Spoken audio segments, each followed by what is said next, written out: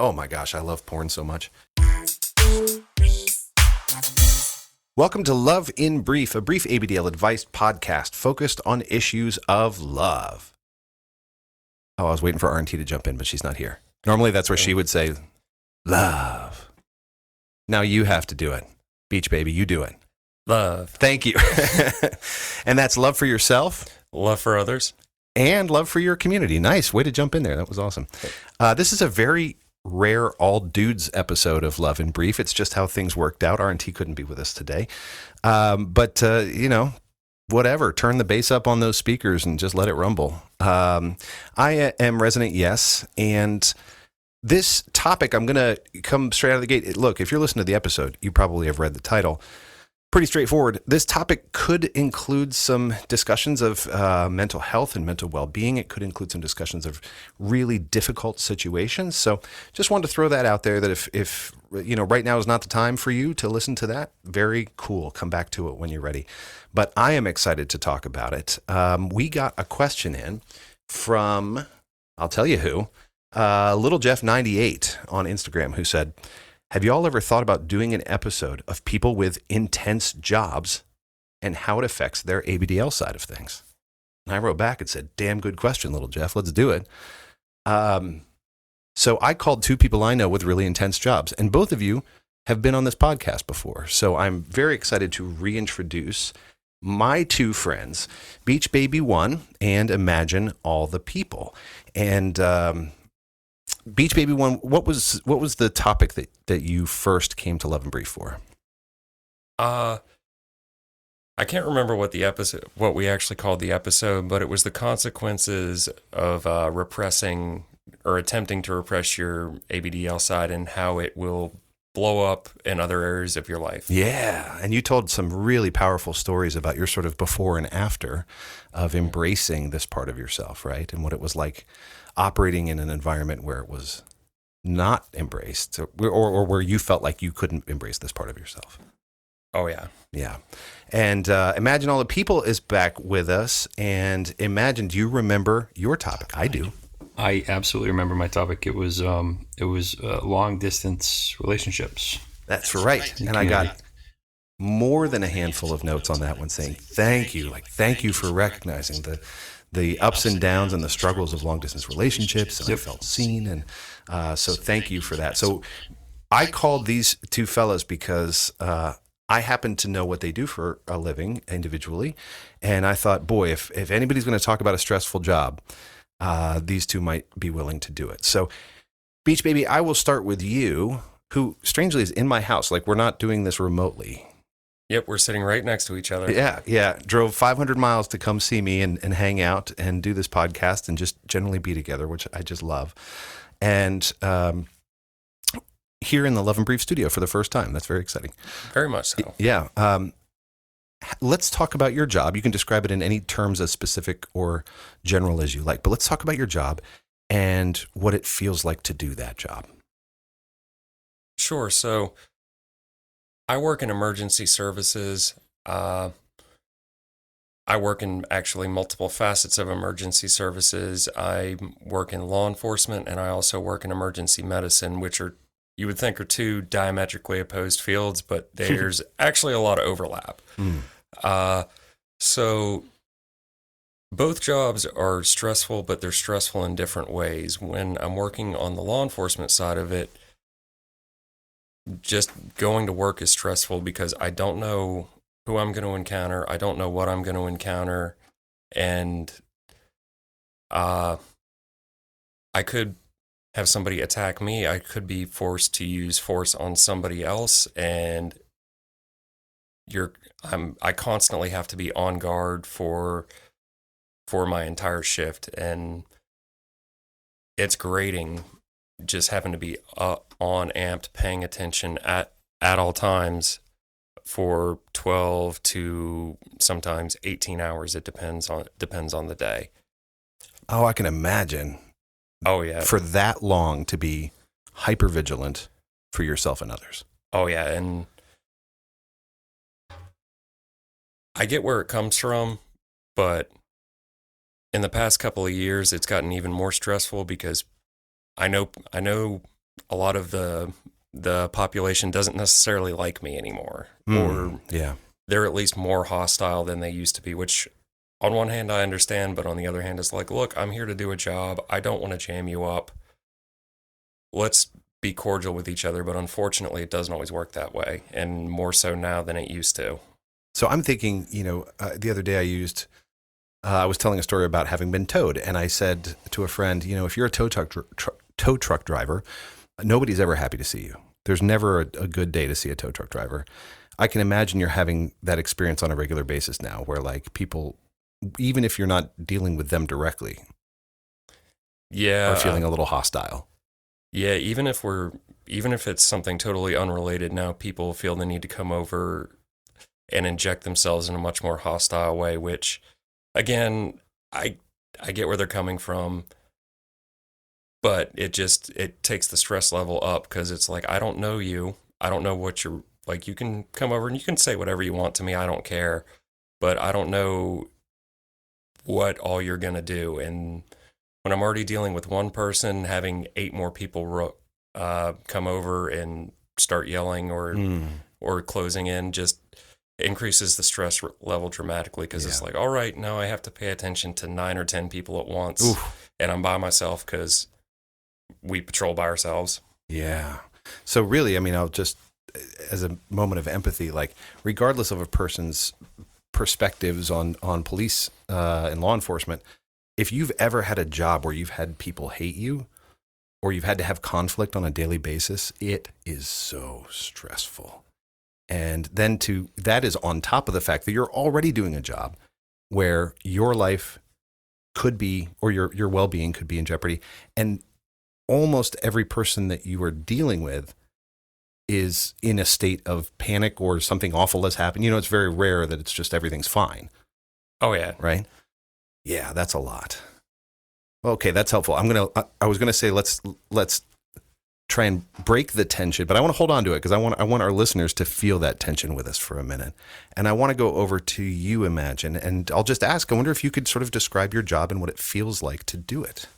Yeah, absolutely. So I work in emergency services, and my job day in and day out is really never the same. Never really know what we're going to get, right? So I am a supervisor currently in charge of other people and overseeing emergencies that range from very basic to very extreme, And a lot of times we are faced situations that might be someone's worst day, right? Losing a loved one, the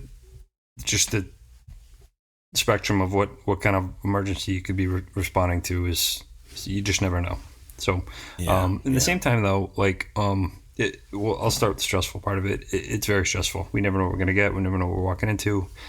2 a.m. in the morning, we're going to some stranger's home that's having a medical emergency, or, just who knows? The house is burning down. We just don't know. Mm-hmm. So, it goes from 0 to 100 very, very quickly a lot of times. It's all over the map. It kind of keeps things interesting a little bit. It's never the same. Like, I've never been on 2 emergency scenes that are identical. Mm-hmm. But stress levels are just always up. People point to us, look to us, and sometimes yell for us the minute we arrive for help. Like, come quicker, come faster. What are you guys doing? Like, what do you think we're doing? We're coming as quick as we can. As we safely can. And now, so I work in a business context, so I'm sort of a desk jockey, right? Like, nobody ever calls me and I have to like jump in a vehicle and get there as fast as humanly possible. I can imagine. I know you're a supervisor, but you're also in the field every day. You're correct. Showing up at these calls. Yep. You're, in some cases, entering life-threatening situations and situations where other people have or are in the process of losing their lives. That's correct. Yep. Yeah. That makes my desk jockey job look pretty tame. Remind me to stop complaining about how long my meetings are, And I'm joking. I don't want to play down like I experience stress, and you don't have to be in emergency services to experience stress. And I know you work in different areas in emergency services, the two of you. Everybody's job has different types of stress. So I'm joking about mine, but truly, if you're somebody who, like me, is working in a business context, or you're working a very, very different job, Yeah. chances are pretty good you have stress too. Yes. So that's our topic today, is how do we deal with it? And I love this question. And how, if at all, does your ABDL side interact with the stress that you experience from your job, either as a way to prepare for it and make yourself feel more ready, or as a way to come down from it, or really, really anything? So I'm going to throw it out there, and I would love to start with you, Beach Baby. Does your ABDL side have any interplay with the stress from your job? So it definitely does. I use the my ABDL side and play to come down, because after I've been amped up for 12, 18 hours, it's really hard to sit down and relax. But when I put on a dip and watch Paw Patrol, because I'm that guy. That's the cutest thing I've ever heard, and I love it. It lets me feel like I'm not in charge and not responsible anymore. Yeah. Because all day long I get to make decisions, and even though I've made the decision to play, that was big me. Once I've decided to play, it's not big me anymore, so I don't have to make decisions anymore. Oh, that's lovely. So the last decision Big You makes is to not make any more decisions in the form of this play. Yes. That's awesome. That's lovely. And you mentioned, like, you come home, you're amped up, it's hard to come down. How well does this work? It generally works pretty well. It, just like anything, if I've had a particularly bad, stressful day, bad, stressful calls, it doesn't necessarily work as well, but it definitely takes me from a 15 down to an 8. Where on a normal day, it'll take me from a 9 down to about a 3. Yeah. Yeah. I want to dig more into that, and I want to talk about methods and what really works. Imagine, I'd love to know from you, does your ABDL side interact with your stress level at all? I'd say at times, I'm also going to say, like, there's this big part of me that just, like, where I live in the mountains and in the ocean, like, there's so many other things that interact with my stress levels and help those out too. So, but I'd say at times, definitely,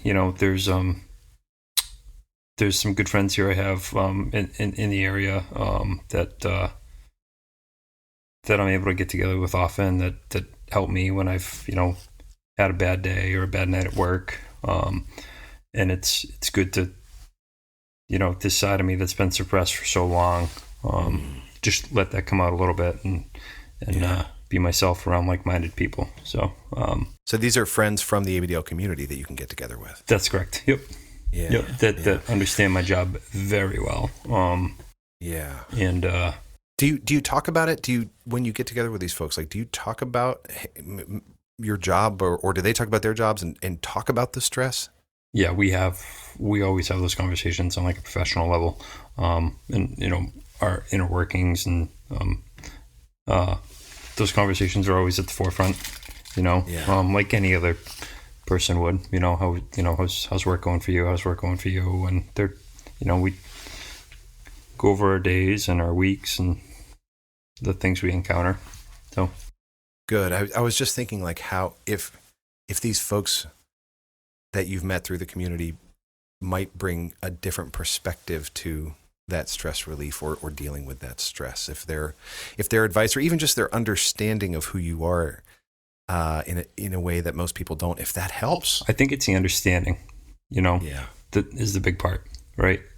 This whole other side, and the two like-minded individuals that understand this side and that can still hold a communicative and really good conversation on work and personal life and all the struggles every person has as an adult, no matter what your job is. is super important, and it has been a resource to me. Yeah. And I'm glad you brought up too the other things. Like the question was about jobs, so I called two people with very stressful jobs, but the other things in your life and all of our lives really add up too, right? Like, so I'm a parent. I'm also a person who's doing caretaking for an elderly parent, and I've got other stressors in my life just like everybody, and those things all add up. The job is part of it for sure. I don't know about you, but I don't separate my job stress from my rest of the world. My body doesn't know the difference. It just knows I'm feeling really freaked out. Yeah. Yeah. No, there's really no difference. And at the end of the day, I mean, we all have our resources.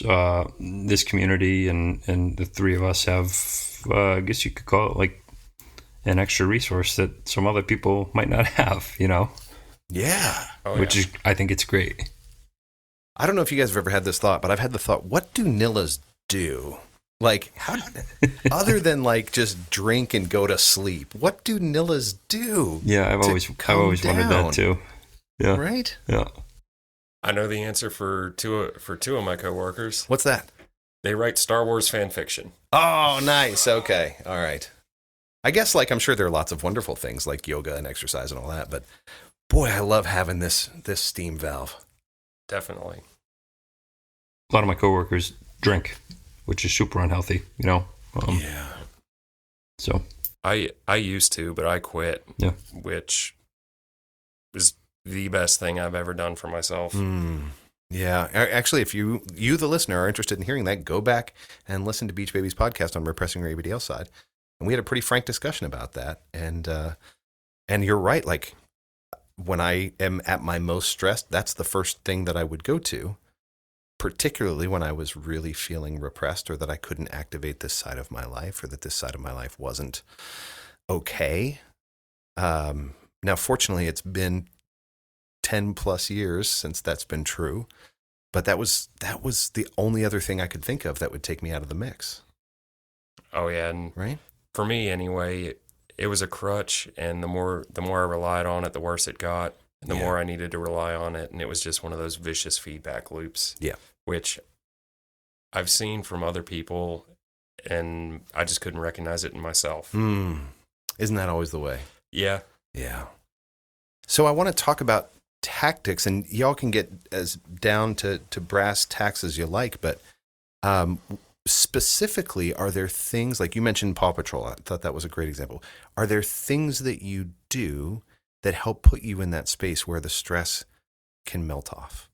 I guess for me, I'll start, and I think my primary role in the community, my preference is being a Dom, daddy Dom. So when I just get in the scene with a play partner or a friend or whoever, it's just like instantaneously everything else like in my life is just at the back front, and the only thing I can think of is just playing out that scene and living in the moment, more to say, everything involved with that dynamic is all I can really think of. And no matter what kind of stress I have in my job or my personal life, it just all goes away. That is a slight contrast to, I think, what you were saying, Beach Baby, and I really like this. So you say my primary role, what I'm really into in the community is being a Dom, and that it's not that you turn off decision making, it's that you everything else goes away. You become wholly focused on this, and therefore not on that other stuff. That's correct. Yep. Yeah. Yep.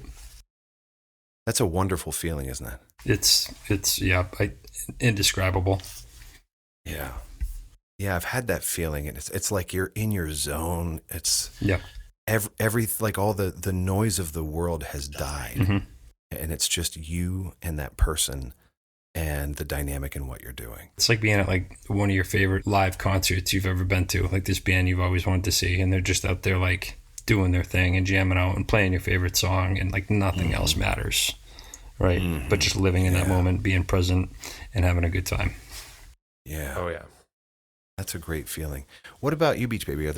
Are there other tactics that you use to sort of let that stress melt off in the moment? So let me preface this by saying most of the time I play alone. Mhm. My area, I haven't met anybody, so it's just me. So what one of the other things I'll do is, YouTube is great, and so is Patreon. There are audio role plays that I'll put on Yeah. and use those to get into the right headspace. Because Yeah. again, look, for me, honestly, a lot of it is turning my brain off and not thinking, because Mhm. I think all the time, Mhm. and it gets I can't make it stop most of the time. Yeah. So Yeah. So Uh, it stops that endless cycle of thought. yeah, it's like, all right, I'm listening to this person. They're telling me what to do. Yeah. And this is all I'm paying attention to right now. This is what I'm going to focus on. Yeah. You know what? I love audio roleplay too. And I like to switch, right? So it's fun because I get to sit in between in this discussion, in between you two, and go like, oh, you're right. Like when I'm in Dom space, it becomes tunnel vision and it's so magnificent and I'm so focused. And then I'm like, oh, you're right. When I go into little space, it is just so clear and it feels sort of thought free, which is just magnificent. And I love audio roleplay for that. I subscribe on Patreon to somebody who makes amazing audio role play. Actually, somebody who's been on the podcast, Lo from Dream a Little, has a Patreon where she does audio role play. And that's my go-to. If I'm really stressed out, I think that's one of my first moves. Nice.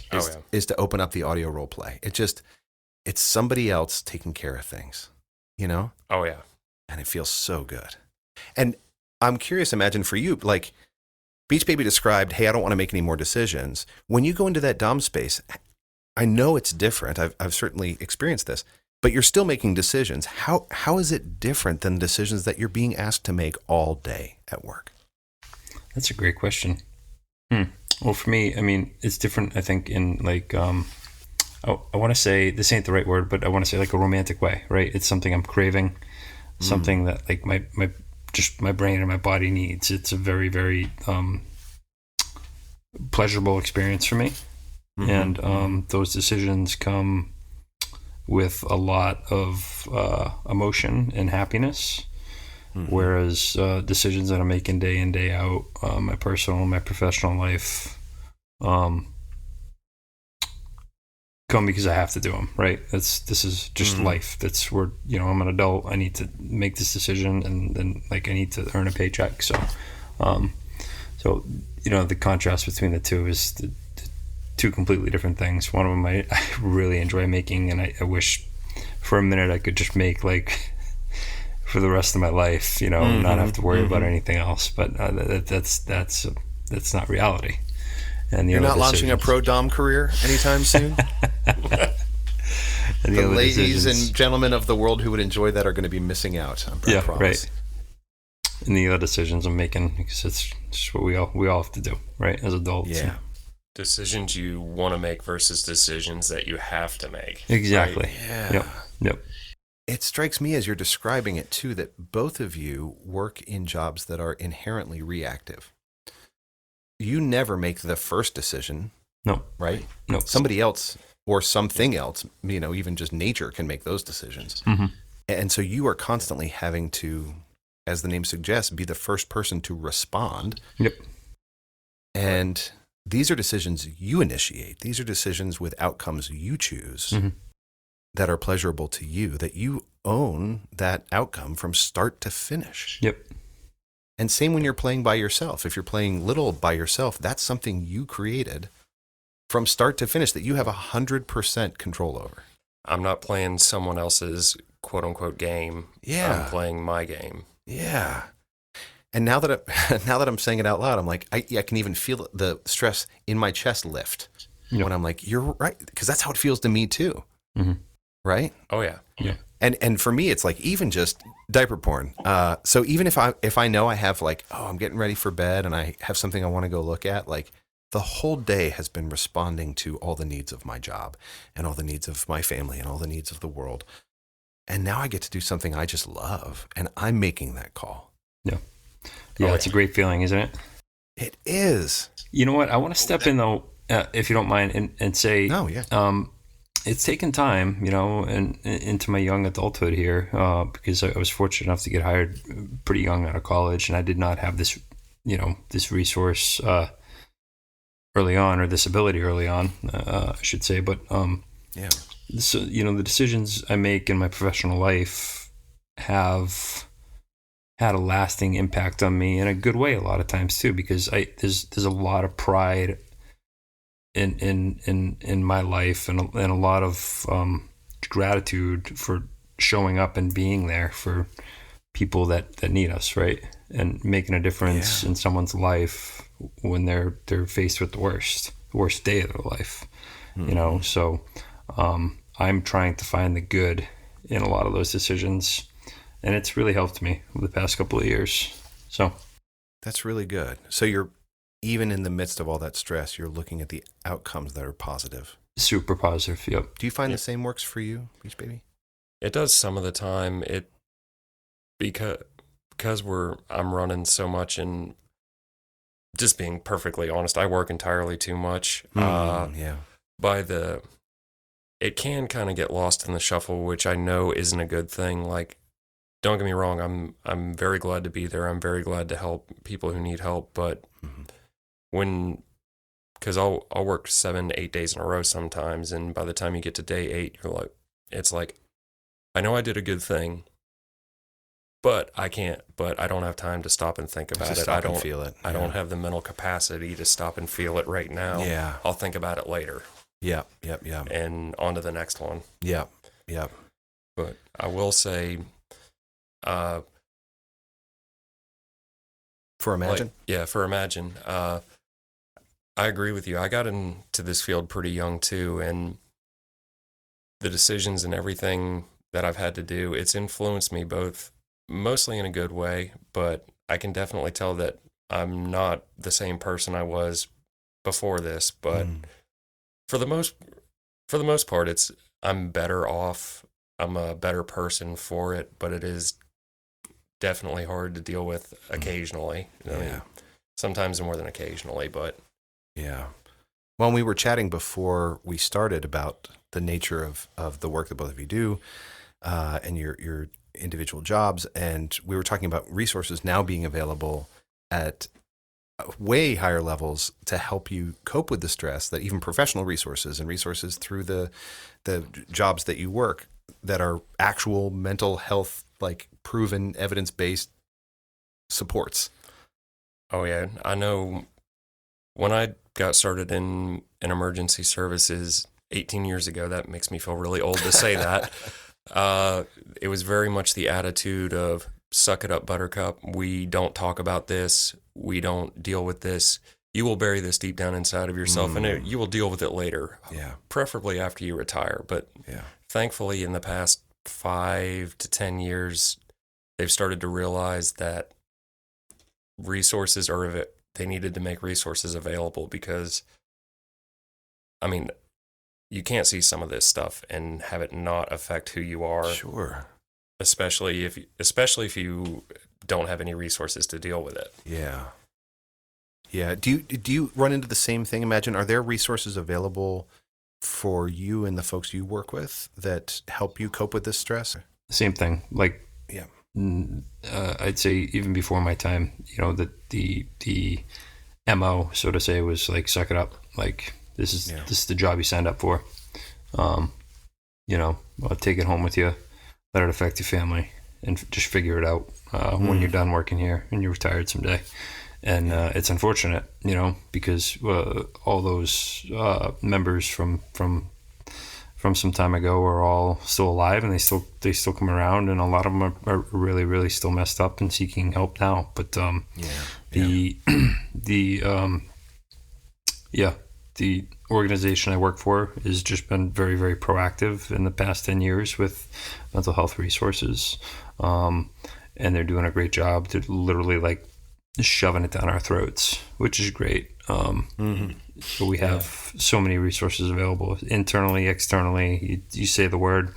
I mean, as fine tuned as like being a supervisor, I can click a box when I'm writing a report, and that would raise red flags and would get resources to us like within the next 24 hours. Oh, that's fantastic. I'm super proud of my organization and all the stuff they're doing to combat all that. That's wonderful. And I hope for folks listening, whether they're in emergency services or something very, very different, but I hope that you know that you have access to resources too, through if you have a stressful job. I hope that job offers you resources. I'm lucky enough that mine does as well.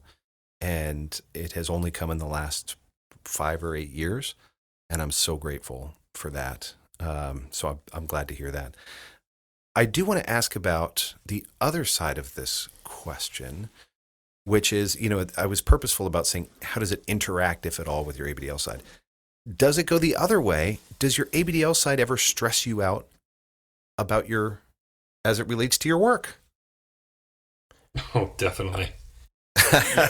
Is that a big old yes? Oh, yeah. I'm like this alpha male, like at work and like all my other coworkers, and I don't know, I've got this other side of me that, I prefer being a Dom and that one side, but at the same time, like I'm like a lifelong DL. So like I like to wear every once in a while, but then to shut that off and go to work and do what I do with the group of men and women I work with, it's just like, wait, what? Like the two couldn't be more polar opposites, right? So I get a lot of stress and a lot of worry and a lot of angst around all that, and just being a pretty public job. So it's always kind of stressed me out, and I think it's a big reason why early on in my career, like I was hush hush, was not getting out. Like if you would have told me, not that I think even CAP was a thing 14 years ago when I first got hired, that I'd be going to CAP in 14 years, right? I'd say you're absolutely crazy. I will never go to that weirdo convention. And here you are, you're going to your first CAP this year, right? Yeah, super stoked. Awesome. I am. Awesome. Yep. I think both of us are. Yeah, you're going to your first CAP as well. Yep. Oh, I can't wait to see you guys in person there. It's going to be so fun. Oh, yeah. I guess this is a good time to mention, we're going to do a live Love and Brief from CAP again this year. We had to pause last year because I couldn't be there. This year, we're going to do a live Love and Brief from CapCon. So, I was going to say buy your ticket now, but I'm pretty sure they sold out in like 15 seconds.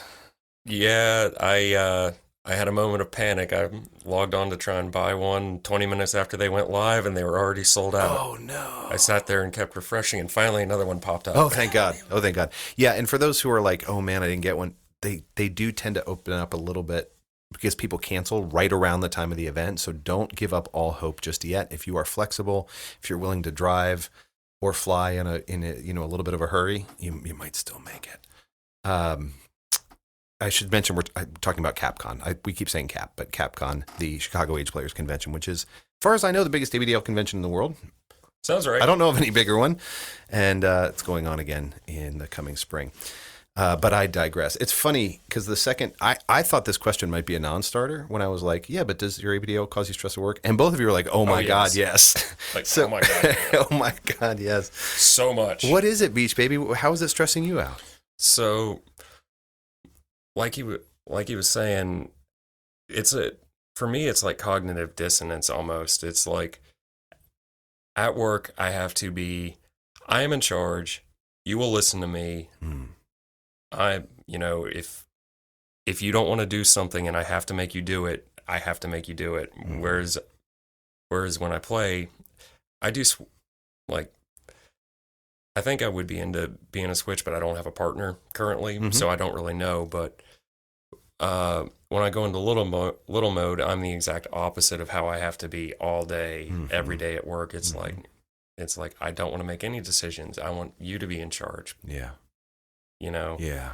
I'm small. I want to be small and vulnerable, not large in charge. And I do work in a public job, in a public facing job.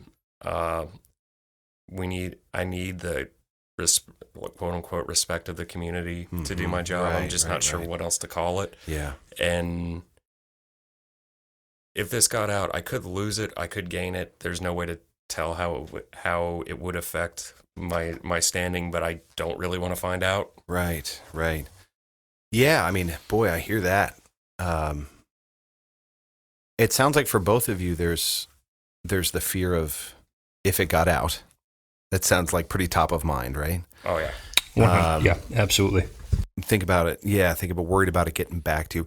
And then both of you described a dissonance of like, at my job, I am the opposite of this thing, or at my job, I'm the opposite, at least of what people might think an ABDL person is like. That dissonance itself is stressful.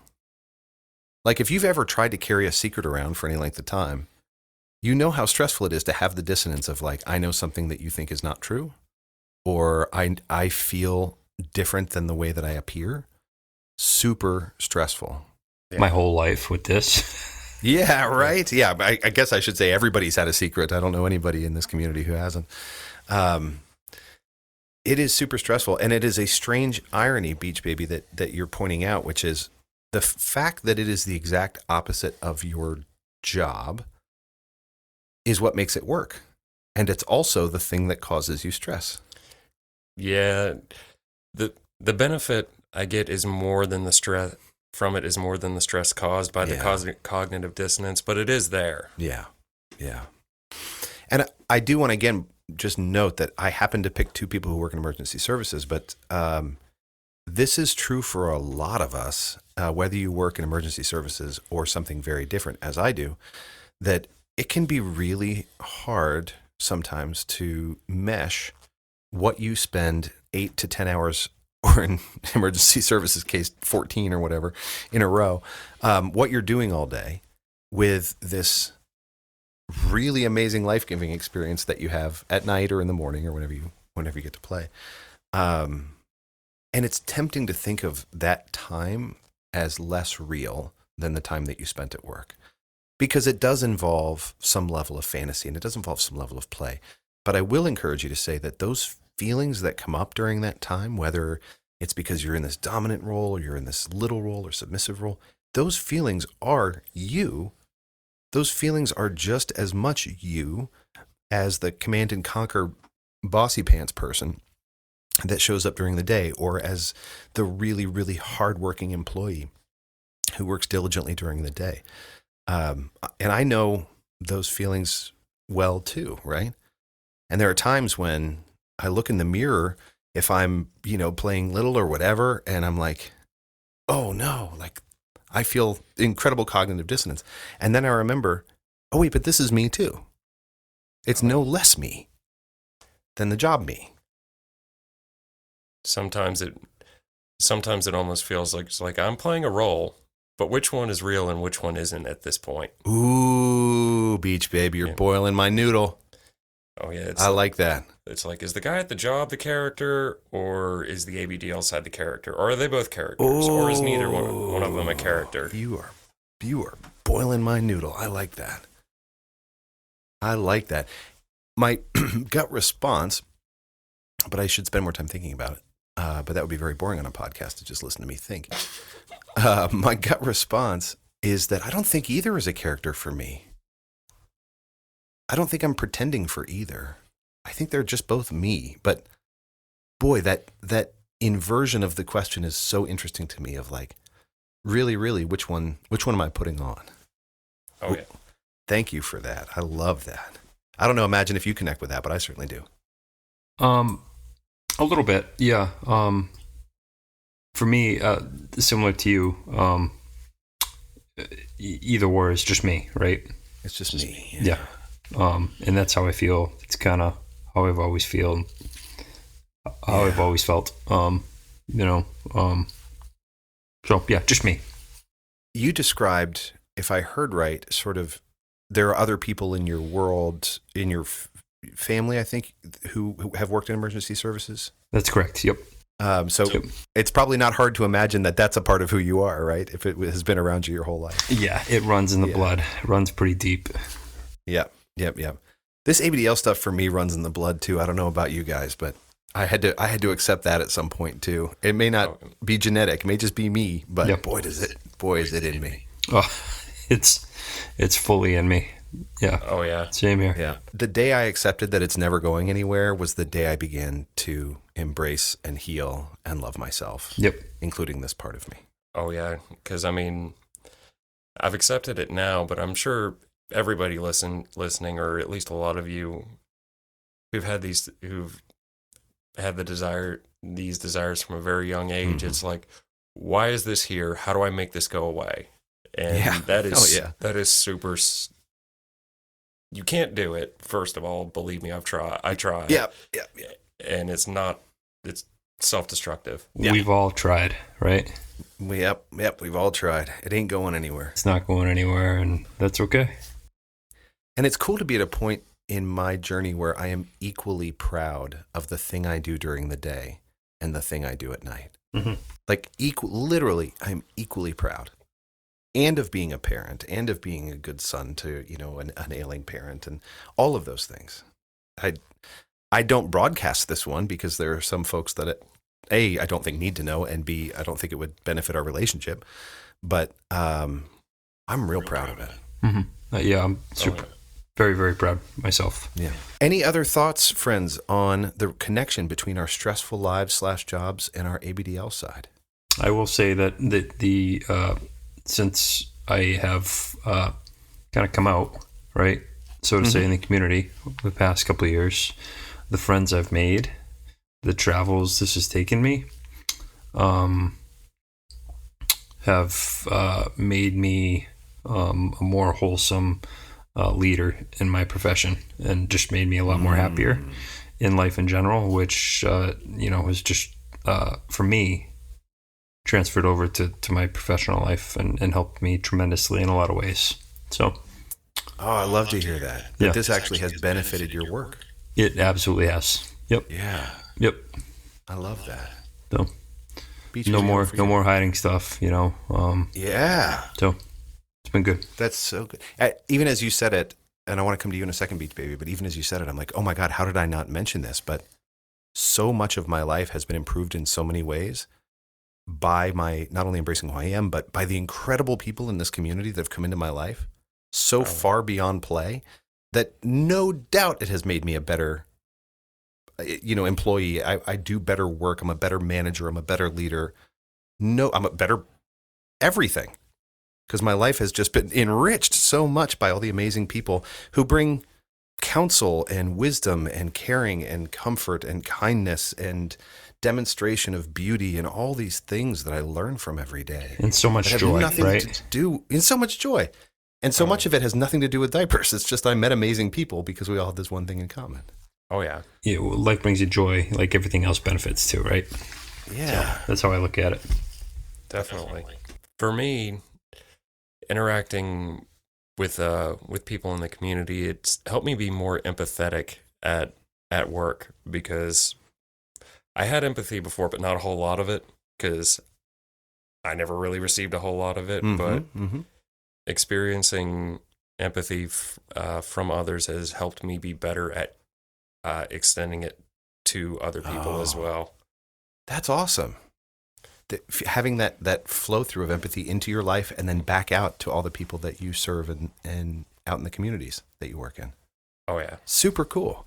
Well, I mean, again, I am so grateful that you guys chose to say, even with your stressful jobs, hey, I'll hang out with you on Love and Brief.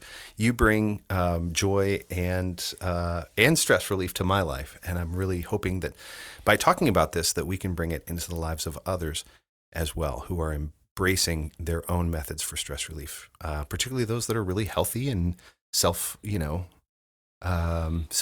building. And I hope if ABDL is one of those for you, great. If you're still on your journey and it doesn't feel self-esteem building, or right now doesn't feel like a time that you would use that to solve for stress, that's okay too.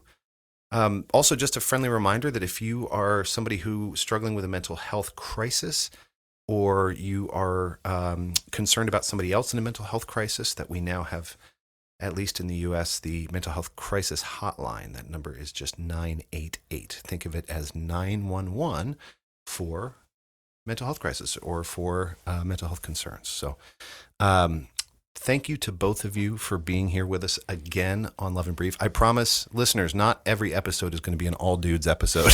That's just how this one worked out.